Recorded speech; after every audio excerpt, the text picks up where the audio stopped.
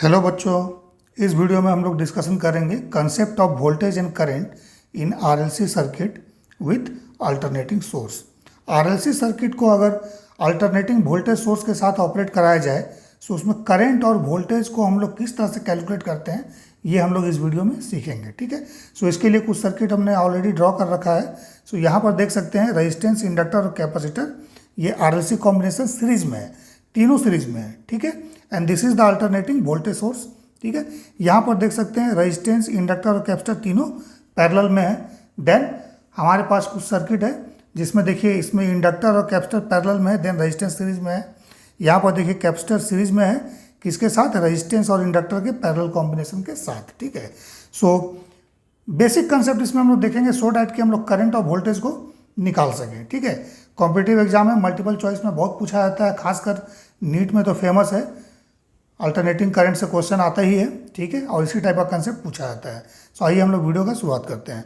सो देखिए सबसे पहले जान लेते हैं एक्सी को हम लोग क्या बोलते हैं, कैपेसिटिव रिएक्टेंस। ठीक है, एक्सएल को बोलते हैं इंडक्टिव रिएक्टेंस और आर को हम लोग क्या बोलते हैं, रेजिस्टेंस। ठीक है, रेजिस्टेंस का यूनिट ओम होता है, कैपेसिटिव रिएक्टेंस का यूनिट ओम होता है, इंडक्टिव रिएक्टेंस का यूनिट ओम होता है। मीन्स इस तीनों क्वांटिटी को हम लोग क्या कर सकते हैं, ऐड कर सकते हैं, सब्ट्रैक्ट कर सकते हैं, कुछ भी कर सकते हैं। ठीक है, क्यों, क्योंकि तीनों का यूनिट जो है सेम है। ठीक है, सो आइए अभी हम लोग समझते हैं इसको किस तरह से हम लोग इम्पीडेंस को निकालते हैं। सो देखिए आर को हम लोग क्या लेते हैं, पॉजिटिव एक्स डायरेक्शन में, ओमेगा एल को हम लोग ऊपर लेते हैं और 1/ओमेगा सी को नीचे लेते हैं। This axis is positive j and this axis is minus j. ठीक है, अगर मैग्नीट्यूड की बात करें सो एक्स इक्वल टू 1/ओमेगा सी, ओम में होता है, सिर्फ 1/ओमेगा सी लिखते हैं एक्स हम लोग, और ओम इज द यूनिट। ठीक है, एक्सएल क्या होता है, it is omega L, XL is simply omega L. ठीक है, अगर मैग्नीट्यूड की बात करें, बट अगर फेज के टर्म में लिखना है, since it is a phasor quantity, so XL होता है जे ओमेगा एल और एक्सी होता है 1/जे ओमेगा सी, ये होता है एक्चुअली 1/जे ओमेगा सी। ठीक है, बट हम लोग क्या करते हैं, जे से ऊपर नीचे मल्टीप्लाई करेंगे, सो क्या होगा, नीचे में जे स्क्वायर आएगा और जे स्क्वायर का वैल्यू -1 होता है, सो इट इज -j/ओमेगा सी। ठीक है, सो पॉजिटिव वाई में हम लोग क्या लेते हैं, जे, और निगेटिव वाई में हम लोग -j। मीन्स जो एक्सएल है उसको हम लोग पॉजिटिव डायरेक्शन में लिखते हैं और एक्सी को निगेटिव डायरेक्शन में। ठीक है, सो अगर मान लीजिए किसी सर्किट में सीरीज में अगर मान लीजिए एक्सएल मीन्स इंडक्टर और कैपेसिटर दोनों अगर प्रेजेंट है तो हम लोग क्या करते हैं, इम्पीडेंस निकालने के लिए एक्सएल में से एक्सी को माइनस करते हैं, एक्सएल के मैग्नीट्यूड से एक्सी का मैग्नीट्यूड माइनस करते हैं। सो इस तरह से हमारे पास एक्सएल माइनस एक्सी ऊपर की तरफ आ जाता है। ठीक है, ये भी हो सकता है कि XC is greater than XL, ये भी पॉसिबल है, बट एक्सी अगर ग्रेटर देन एक्सएल होगा सो आर का डायरेक्शन तो यही रहेगा, बट नीचे की तरफ क्या हो जाएगा, it is XC minus XL, because XC is greater than XL. Means capacitive reactance का वैल्यू इंडक्टिव रिएक्टेंस से ज़्यादा है। ठीक है, ओके, बट जो भी हो, जब इम्पीडेंस हम लोग निकालेंगे जेड, तो या तो हो जाएगा ये √R² plus XL minus XC का स्क्वायर, या R² plus XC minus XL का स्क्वायर। ठीक है, इसको याद रखिएगा। ठीक है, √। क्यों, क्योंकि देखिए 90 डिग्री पर है। ठीक है, दिस इज 90 डिग्री, सो इसका स्क्वायर करेंगे प्लस इसके स्क्वायर करके रूट ले लेंगे, जैसे कॉम्प्लेक्स नंबर में करते हैं। अगर मान लीजिए कोई कॉम्प्लेक्स नंबर है z equal to x plus i y, so हम लोग कैसे निकालते हैं मैग्नीट्यूड जेड का, that is √x² plus y²। So यहाँ पर आई के जगह, आयोटा के जगह जे लिखा हुआ है। ठीक है, दोनों ही फेजर क्वांटिटी है, ठीक है, कॉम्प्लेक्स क्वांटिटी है। सो इसमें सारे ट्रीटमेंट कॉम्प्लेक्स नंबर के तरह ही होता है, उसी के जैसा हम लोग इसमें कैलकुलेशन करते हैं। सो ये तो हो गया इम्पीडेंस का बात कि इम्पीडेंस हम लोग किस तरह से निकालेंगे, और इम्पीडेंस का यूनिट क्या होगा, ओम होगा। ओके, बाकी सीरीज पैरेलल कॉम्बिनेशन तो हम लोग देख ही सकते हैं। This is valid for what, this is valid for series connection, ये सीरीज कनेक्शन के लिए वैलिड है। मीन्स इस तरह के कनेक्शन के लिए याद रखिएगा, ये वाला जो फॉर्मूला है इस तरह के लिए। ठीक है, ये इसके लिए वैलिड नहीं है, इसमें आपको अलग से निकालना पड़ेगा, इंडक्टेंस का वैल्यू निकाल के, कैपेसिटिव रिएक्टेंस का वैल्यू निकाल के, देन इंडक्टिव रिएक्टेंस का वैल्यू निकाल के हम लोग इम्पीडेंस के टर्म में इसका कैलकुलेशन करते हैं। ठीक है, वो बात की बात है, यहाँ पर हम लोग करंट और वोल्टेज को समझेंगे। ठीक है, सो आइए देखते हैं फर्स्ट सर्किट को। सो यहाँ पर देखिए रेजिस्टेंस, इंडक्टर और कैपेसिटर क्या सीरीज में है। सो अगर इस तरह का सीरीज कनेक्शन होगा सो याद रखिएगा इसमें जो मेन करंट होगा that is delivered by the this voltage source. मान लीजिए वोल्टेज सोर्स है, कैसा वोल्टेज सोर्स है ये, अल्टरनेटिंग वोल्टेज सोर्स है। ठीक है, सभी प्रॉब्लम में, सभी डिस्कशन में ये वोल्टेज सोर्स कैसा होगा, अल्टरनेटिंग होगा। Alternating means V equal to V naught sine omega T type का, ठीक है, where V naught is the maximum value, ठीक है, क्लियर है। सो देखिए यहाँ पर तीनों सीरीज में है, इसलिए करंट तीनों में ही आई होगा, करंट तीनों में आई होगा, करंट में कोई कंफ्यूजन नहीं है, याद रखिएगा। इसमें करंट क्या होगा, आई सेम इन ऑल एलिमेंट, ठीक है। बट वोल्टेज इसमें क्या हो जाएगा, देखिए दिस इज V1 या VR लिखिए, इसको VL लिखिए, इसको VC लिखिए, ठीक है। अब इसका अगर फेजर डायग्राम देखेंगे तो देखिए दिस इज VR, ठीक है, VL ऊपर की तरफ होगा और VC नीचे की तरफ होगा, ठीक है। अभी हम लोग सिर्फ मैग्नीट्यूड ले रहे हैं, बट फेजर क्वांटिटी है।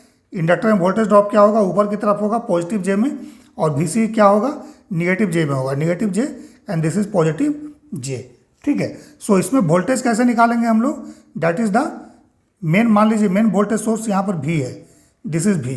सो देखिए इस टर्मिनल और इस टर्मिनल के अक्रॉस वोल्टेज ड्रॉप क्या होगा, दैट इज द, मान लीजिए अगर V not is the V maximum value, so V RMS क्या हो जाएगा, V RMS is V naught by √2, ठीक है। सो V नॉट बाई √2 निकाल लेंगे V RMS।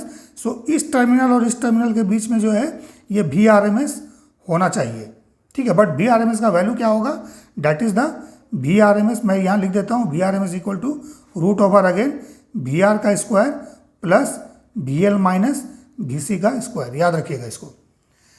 जैसे अगर 3 रजिस्टर होता है R1 R2 R3, ठीक है, सो R1 plus VR1 plus VR2 plus VR3 means तीनों रेजिस्टेंस के क्रॉस वोल्टेज ड्रॉप निकाल के डायरेक्ट सम कर देते, सो वो इसके बराबर आ जाता। बट सिंस यहाँ पर इंडक्टर और कैपेसिटर दोनों इन्वॉल्व है, सो दोनों एक फेजर एलिमेंट है, ठीक है। सो दोनों के क्रॉस ड्रॉप भी क्या होगा, वो फेजर क्वांटिटी होगा, सो उसका ट्रीटमेंट भी फेजर के जैसा होगा, मीन्स कॉम्प्लेक्स नंबर के जैसा होगा, ठीक है। सो एडिशन जब करेंगे, सो यहाँ पर देख लीजिए, अगर मान लेते हैं voltage drop VL is greater then VC, तो क्या हो जाएगा, ऊपर में हो जाएगा VL माइनस VC, इस तरह से, है ना, J और VR इधर की तरफ होगा।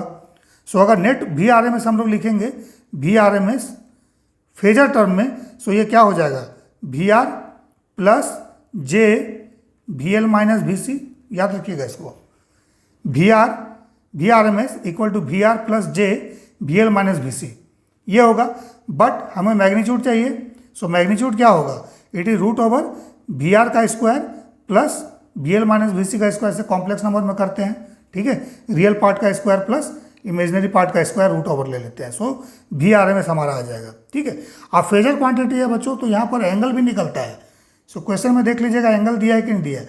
अगर एंगल देगा, सो एंगल कैसे निकालेंगे हम लोग, मान लेंगे कि थीटा इज द एंगल, ठीक है। V RMS मीन्स वोल्टेज और करंट के बीच में अगर मान लेते हैं एंगल जो है वो थीटा है, सो थीटा निकालने के लिए क्या करेंगे, tan inverse VL minus VC divide by VR, ठीक है। बट थीटा से भी हम लोग को मतलब नहीं है, सिर्फ और सिर्फ हम लोग वोल्टेज और करंट देखेंगे। सो अगर सीरीज में अगर है, सो याद रखिएगा करंट तीनों में सेम होगा, बट वोल्टेज का ट्रीटमेंट फेजर क्वांटिटी की तरह होगा, ठीक है। अब आते हैं पैरेलल में। सो देखिए पैरेलल में क्या है, अगर मानते हैं इस पॉइंट से इस पॉइंट के बीच में ड्रॉप V RMS है, सो सेम V RMS इस तरह से कैलकुलेट कर लेंगे, V RMS equal to V naught by √2 या V RMS डायरेक्टली गिवन होगा, ठीक है। So this is V RMS, ठीक है। सो अगर ये V RMS है, सो क्या होगा, यही V RMS कैपेसिटर के क्रॉस भी होगा, इंडक्टर के क्रॉस भी होगा, रजिस्टर के क्रॉस भी होगा। इसका मतलब ये है कि इसमें वोल्टेज सेम होगा, वोल्टेज सेम इन ऑल, ठीक है। वोल्टेज सभी में सेम होगा क्योंकि पैरेलल कॉम्बिनेशन है, ठीक है। बट करंट क्या होगा, मान लेते हैं मेन ब्रांच का करंट अगर I है, ठीक है, या I RMS भी लिख सकते हैं। इसमें मान लेते हैं IR है, ठीक है, इसमें IL है और इसमें IC है, तो अब करंट तीनों में डिफरेंट होगा।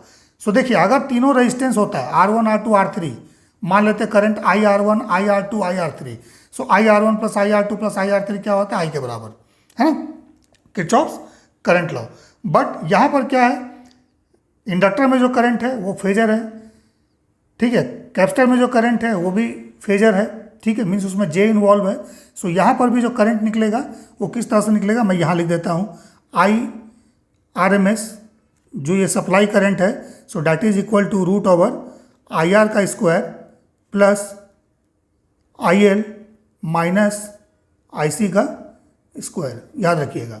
ठीक है, सो अगर पैरेलल कॉम्बिनेशन है तो क्या हो गया, तीनों में वोल्टेज ड्रॉप सेम होगा बट करंट का ट्रीटमेंट फेजर की तरह होगा। ठीक है, सो करंट क्या हो जाएगा, मेन ब्रांच जो करंट है supplied by the voltage source, so V R M S is equal to, sorry V R M S same होगा, करंट जो सप्लाई कर रहा है ये वोल्टेज सोर्स, वो क्या हो जाएगा, that is root over I R का square plus I L minus I C का स्क्वायर। क्यों, क्योंकि इसका भी फेजर अगर देखेंगे सो देखिए आई आर इस डायरेक्शन में होगा, सो आई एल ऊपर की तरफ होगा और आई सी क्या होगा, नीचे की तरफ होगा, ये प्लस जे है and this is minus j. ठीक है, सो फिर हम लोग लिखेंगे आई इक्वल टू, कैसा लिखेंगे, I R plus J bracket में आई एल माइनस आई सी। सो आई का जब मैग्नीट्यूड निकालेंगे सो मैग्नीट्यूड ये हो जाएगा। ठीक है, so this is the value of current. So R M S current दिया हो सकता है या मैक्सिमम दिया हो सकता है। सो आई आर एम एस दिया है तो आई आर एम एस का कैलकुलेशन करेंगे, अगर मैक्सिमम दिया है तो मैक्सिमम का करेंगे। ठीक है ना। सिमिलरली आते हैं हम लोग थर्ड सर्किट में। सो थर्ड सर्किट में देखिए यहाँ पर ये दो पैरेलल कॉम्बिनेशन में है। ठीक है, बट यहाँ पर देखिए रेजिस्टेंस क्या है सीरीज में, किसके साथ, इसके पैरेलल कॉम्बिनेशन के साथ। सो देखिए करंट अगर सप्लाई यहाँ से हम लोग मान लेते हैं दिस इज आई। ठीक है, सो यही आई करंट किस में हो जाएगा, इसमें हो जाएगा, मीन्स रजिस्टर के थ्रू। बट ये करंट जाके यहाँ पर दो पार्ट में डिवाइड हो जाएगा, आई एल और आई सी। क्लियर है, आई एल एंड आई सी। अब देखिए इस पैरेलल कॉम्बिनेशन पर अगर कंसंट्रेट किया जाए सो इसमें क्या होगा, आई एल ऊपर की तरफ होगा, ठीक है, और आई सी क्या हो जाएगा, नीचे की तरफ होगा। ठीक है, सो मीन्स ये आई जो करंट आप देख रहे हो क्या होगा, ये दोनों का डिफरेंस होगा। क्यों, क्योंकि इस तीनों इस कॉम्बिनेशन में तो रेजिस्टेंस नहीं है। अगर इसमें रेजिस्टेंस पैरेलल में होता तो ये फॉर्मूला लगाते, लेकिन रेजिस्टेंस इसमें पैरेलल में नहीं है।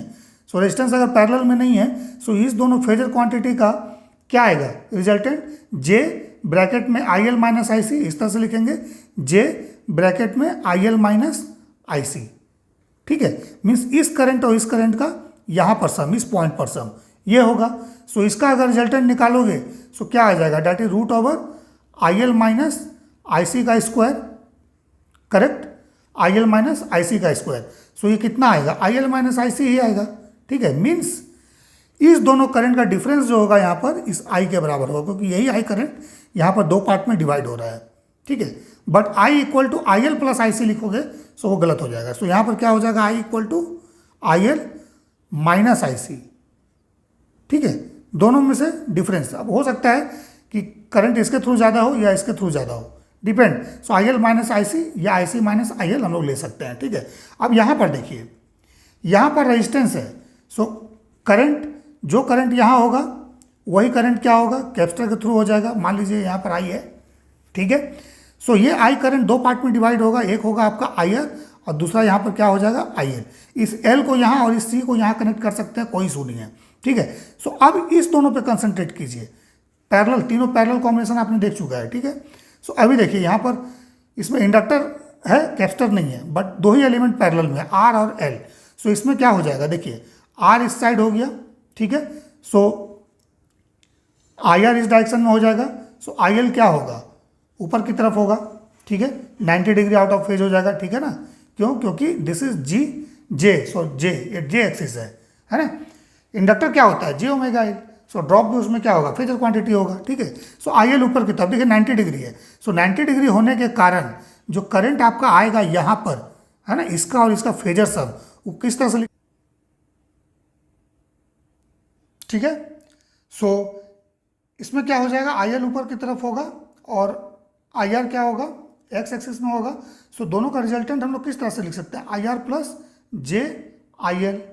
अब देखिए कॉम्प्लेक्स क्वांटिटी है, सो इसका रिजल्टेंट निकालिएगा, सो रूट ओवर क्या हो जाएगा, आई R square plus I L square होगा ना। ठीक है, क्यों, क्योंकि देखिए यहाँ पर हम लोगों ने निकाला था, सो I L minus I C का स्क्वायर किया था, विच एवर इज ग्रेटर। ये आई सी माइनस आई एल का स्क्वायर भी हो सकता है। सो यहाँ पर ये क्या हो गया, I R plus I L का स्क्वायर। ठीक है ना, क्यों, क्योंकि इसमें सी एब्सेंट है तीनों पैरेलल कॉम्बिनेशन में, सिर्फ और सिर्फ आर और एल पैरेलल में है। ठीक है, सो ये आ गया, ये करंट किस पॉइंट पे आया हमारा, ये करंट हमारे पास आया इस पॉइंट पे। सो यहाँ पर यही आई करंट डिवाइड हो रहा है ना, ठीक है। सो इसका मतलब आई क्या हो जाएगा इस सर्किट में, this I is equal to I R square plus I L का स्क्वायर, देख लीजिए, ठीक है, ठीक है। बट वोल्टेज क्या होगा यहाँ पर, वोल्टेज, ये वोल्टेज मान लेते हैं दिस इज V1, ठीक है, इस पॉइंट से इस पॉइंट के बीच में, इस नोड से इस नोड के बीच में V1 है। सो ये वोल्टेज R के अक्रॉस भी होगा, यही वोल्टेज L के अक्रॉस भी होगा। बट अगर यहाँ पे वोल्टेज अगर हम लोग VC मानेंगे, ठीक है, सो अगर ये सप्लाई वोल्टेज मान लेते हैं it is V, simply V, ठीक है। सो इस केस में क्या हो जाएगा, V equal to root over VC का स्क्वायर प्लस V1 का स्क्वायर, याद रखिएगा, ठीक है। सीरीज सर्किट को देखिए, root over VR square plus VL minus VC का स्क्वायर, ठीक है। बट यहाँ पर क्या है, दो ही एलिमेंट है पैरेलल में, R और L, ठीक है। सो हम लोग अगर इस ड्रॉप को अगर मान लेते हैं V1 है, सो दोनों पैरेलल में है, सो इसके क्रॉस भी V होगा, V1 होगा, इसके क्रॉस भी V1 होगा। But this V1 and this VC, अब ये दोनों कॉम्बिनेशन क्या होगा, फेजर में हो जाएगा, ठीक है। सो V1 प्लस VC का स्क्वायर, V1 का स्क्वायर प्लस VC का स्क्वायर, ये आपका रिजल्टेंट आएगा, ठीक है, ठीक है। सो अभी आते हैं हम लोग देखें कुछ क्वेश्चन को हम लोग डिस्कशन करते हैं। सो यहाँ पर देखिए एक RLC सर्किट गिवन है जिसमें R के अक्रॉस वोल्टेज ड्रॉप 30 वोल्ट है, L के अक्रॉस 60 वोल्ट है और C के अक्रॉस 100 वोल्ट है, ठीक है। क्या बोला गया है, find the EMF of the source, ये जो सोर्स है इसका EMF निकालना है। ये 30 वोल्ट RMS भी हो सकता है, मैक्सिमम हो सकता है, बट जो दिया है वैल्यू वही वैल्यू लेके हम लोग को कैलकुलेट कर लेना है, ठीक है, क्लियर है। सो अगर मान लीजिए ये वैल्यू RMS में दिया है, सो सप्लाई EMF भी RMS वैल्यू आएगा, ठीक है। ये अगर मैक्सिमम दिया है तो सप्लाई वोल्टेज भी मैक्सिमम आएगा, ठीक है। सो 30 volt, 60 volt and 100 volt given है। आपको बोला गया है EMF of the source. So series combination देख लीजिए, करंट तीनों में सेम होगा बट वोल्टेज का फेजर एडिशन होगा, ठीक है। सो इसका मतलब ये है कि इस वोल्टेज सोर्स में अगर हम लोग EMF निकालते हैं, late say this is V, supply voltage अगर V है, सो V का वैल्यू यहाँ पर क्या हो जाएगा, V equal to root over it is 30 VR square plus VL minus VC का स्क्वायर। सो यहाँ पर VL देखिए कम है VC ज़्यादा है, ठीक है। सो VL माइनस VC का स्क्वायर कीजिए या VC माइनस VL का स्क्वायर, एक ही बात है, ठीक है, बस खाली डायरेक्शन ऊपर नीचे हो जाएगा, ठीक है ना। सो एनीवे, सो यहाँ पर देखिए 100 माइनस 60 कर देते हैं, सो 100 माइनस 60 का square, so it is root over 30 square plus 40 का स्क्वायर, ओके। सो कितना हो जाएगा ये, देखिए 900 and plus 1600, so it is root over 2500, so that means it is 50 volt, ठीक है। सो सप्लाई EMF हम लोग का कितना आ जाएगा, 50 वोल्ट इस केस में, क्लियर है।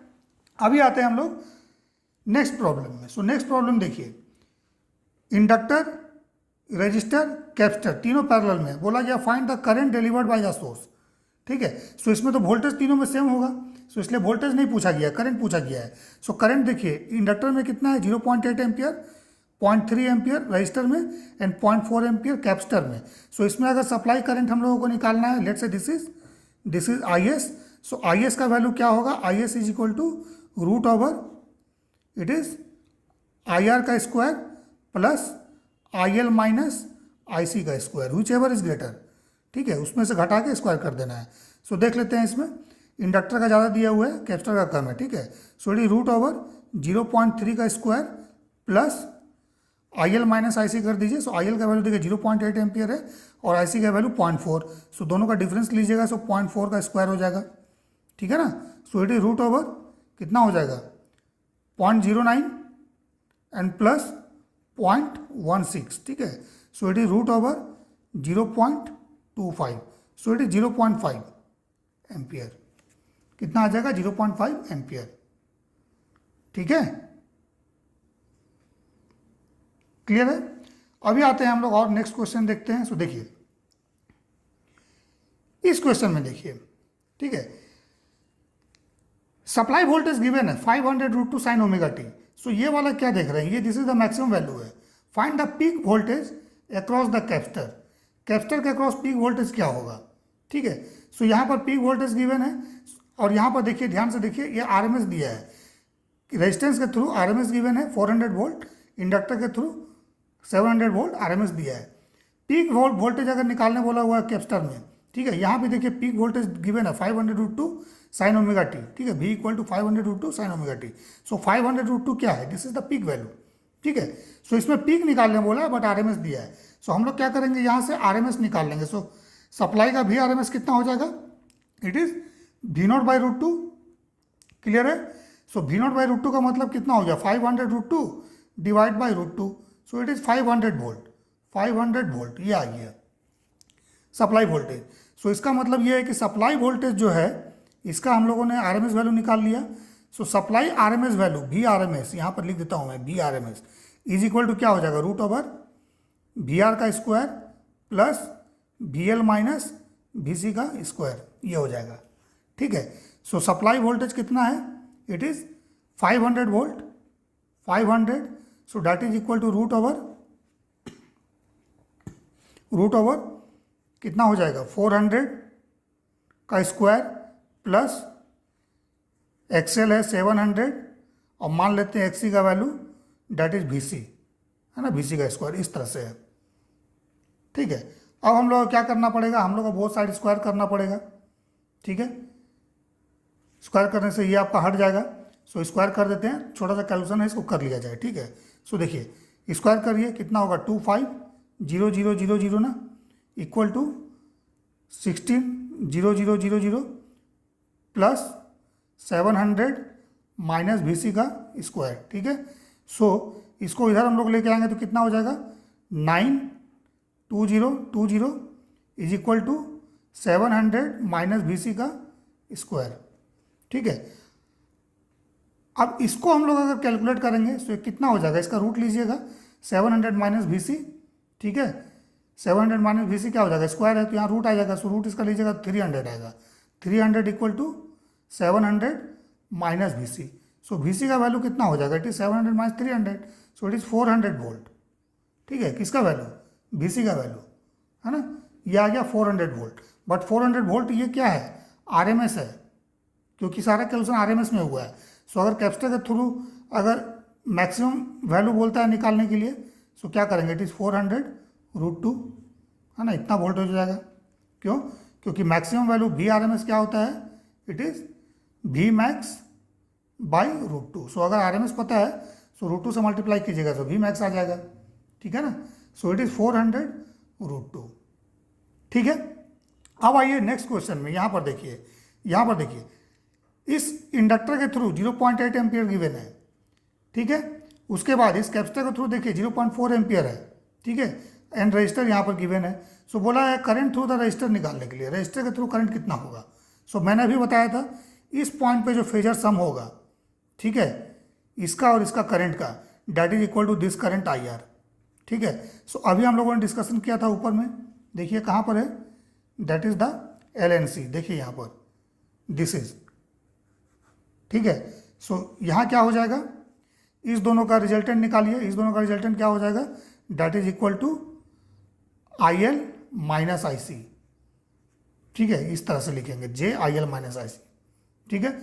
सो अगर इसका मैग्नीट्यूड निकालिएगा तो क्या हो जाएगा, रूट ओवर, चूंकि इसका रियल पार्ट तो 0 है कॉम्प्लेक्स नंबर का, सो रूट ओवर क्या हो जाएगा IL माइनस IC का square. So root over IL minus IC का स्क्वायर क्या आएगा, IL माइनस IC ही आएगा, यही ना।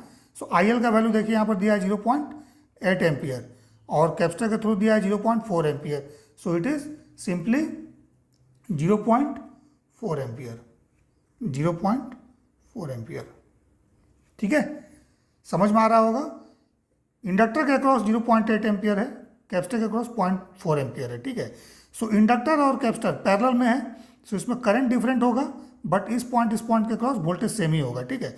सो करंट का हम लोग फेजर सम करेंगे, ठीक है। सो IL ऊपर की तरफ, IC नीचे की तरफ, सो क्या हो जाएगा, दोनों का डिफरेंस ले लेंगे। सो डिफरेंस आ गया, सो जो डिफरेंस आएगा दोनों का, मीन्स इस पॉइंट पे दोनों का फेजर सम वो IR के बराबर हो जाएगा, ठीक है। क्योंकि ये जो रिजल्टेंट है, इसका जो रिजल्टेंट होगा वो इसके साथ सीरीज में है, ठीक है ना। सो IR क्या हो जाएगा, that is IL minus IC simply. So हम लोगों ने यहाँ पर देखिए कैलकुलेट कर लिया 0.4 एम्पियर। नेक्स्ट क्वेश्चन हम लोग देखते हैं। नेक्स्ट क्वेश्चन देखिए, ये भी शायद नीट में पूछा हुआ है, ठीक है। सो नीट में इस तरह का क्वेश्चन बहुत पूछा जाता है अल्टरनेटिंग करंट से, चूँकि कंसेप्चुअल होता है, बहुत शॉर्ट टाइप। सो देखिए, इंडक्टर, कैपेसिटर एंड रजिस्टर, ठीक है, तीनों सीरीज कॉम्बिनेशन है। इंडक्टर के across voltage volt meter connected है V1, सी के across voltmeter V2 and R के अक्रॉस V3। मेन ब्रांच में देखिए एम्पियर आमीटर कनेक्टेड है, दैट इज ए। और यहाँ सप्लाई वोल्टेज देख सकते हैं 220 volt 50 hertz supply voltage, frequency given है, मीन्स आर ये अल्टरनेटिंग वोल्टेज सोर्स है, ठीक है। अब देखिए क्वेश्चन में क्या है, V1 and V2 are 300 volt each, means ये V1 का वैल्यू दे दिया है 300 वोल्ट है, V2 का भी 300 वोल्ट है। Find the reading of voltmeter V3 and ammeter A. V3 का रीडिंग क्या होगा? सो देखिए, अभी मैंने आपको बताया था कि यहाँ सप्लाई वोल्टेज है, लेट से इट इज VS मान लेते हैं। सो VS क्या हो जाएगा, VS equal to root over VR square. So VR यहाँ पर क्या है, V3 रेजिस्टेंस के क्रॉस वोल्टेज ड्रॉप का स्क्वायर प्लस इंडक्टर और इसका वोल्टेज ड्रॉप का difference, so V1 minus V2 का स्क्वायर, यही होगा। सो V1 equal to V2 given है 300, सो 300 माइनस 300 जीरो हो गया। सो इसका मतलब यहाँ पर VS कितना आ जाएगा, that is equal to V3। So V3 क्या है, that is the volt metre connected across resistor. So V3 जो वोल्टेज रीडिंग देगा वही आपका रेजिस्टेंस के अक्रॉस वोल्टेज ड्रॉप होगा। सो यहाँ V3 का वैल्यू कितना आ रहा है, VS के बराबर आ रहा है ना, ठीक है। सो इसका मतलब V3 जो हो जाएगा that is equal to 220 volt, ये आपका आंसर हो जाएगा, ठीक है। मीन्स रेजिस्टेंस के क्रॉस वोल्टेज ड्रॉप क्या होगा, that is the 220 volt if this voltage is equal to this voltage, क्योंकि कैंसल आउट हो गया, एक दूसरे का अपोजिट है। ऊपर में अगर VL है सो नीचे में क्या है, VC है, this is J and this is minus J, ठीक है, इधर आ रहा है, ठीक है, VR है ना। सो ये कैंसल आउट हो रहा है। सो सिंपली आपके पास V3 बच गया, that is the supply voltage का डायरेक्शन सेम है, ठीक है ना, इस तरह से। सो ये निकल गया। अब देखिए क्या बोला है, एमीटर का रीडिंग पूछा है। एमीटर का रीडिंग क्या होगा, सो हमने बताया करंट तीनों में सेम होगा, ठीक है, तीनों में करंट सेम होगा। सो जब इसका वोल्टेज आपने निकाल लिया, ये वैल्यू इंडक्टिव रिएक्टेंस का वैल्यू और कैपेसिटिव रिएक्टेंस का वैल्यू नहीं गिवन है, ये गिवन नहीं है। सो इसके लिए बॉदर नहीं होना है। बट यहाँ पर देखिए R का वैल्यू दे दिया है। सो R 100 ओम है और V3 हमको पता चल गया इसके क्रॉस ड्रॉप। सो क्या करेंगे, V equal to IR use कर लेंगे formula, means VR equal to IR। So I क्या हो जाएगा, across the resistor, that is equal to VR by R। So VR यहाँ पर क्या है, V3 है, डिवाइड बाई R। अब V3 का वैल्यू आ गया 220 और रेजिस्टेंस का वैल्यू 100 है। सो इट इज 2.2 एम्पियर, ये आएगा आपका इसका आंसर, करंट। सो यहाँ पर जो एमीटर कनेक्टेड देख रहे हैं इसका रीडिंग कितना हो जाएगा, 2.2 एम्पियर, ठीक है, ठीक है। यही 2.2 एम्पियर करंट क्या होगा, इसके थ्रू भी होगा, इसके थ्रू भी होगा, इसके थ्रू भी होगा, ठीक है। सो आई होप कंसेप्ट कुछ समझ में आया होगा। सो इसको आप लोग रिपीट कीजिएगा, वीडियो को पॉज करके फिर से रिपीट कर लीजिए, एक बार देख लीजिए, ठीक है। अल्टरनेटिंग करंट में इस चैप्टर में कंसेप्ट बहुत सारा है, बट जो टिपिकल कंसेप्ट है करंट और वोल्टेज निकालने के लिए वो मैंने यहाँ डिस्कस किया है, जिसको यूज़ करके आप लोग इस तरह का स्मॉल सर्किट में ऑब्जेक्टिव टाइप क्वेश्चन को सॉल्व कर सकते हैं, ठीक है। वोल्टेज और करंट फटाफट आप लोग निकाल सकते हैं।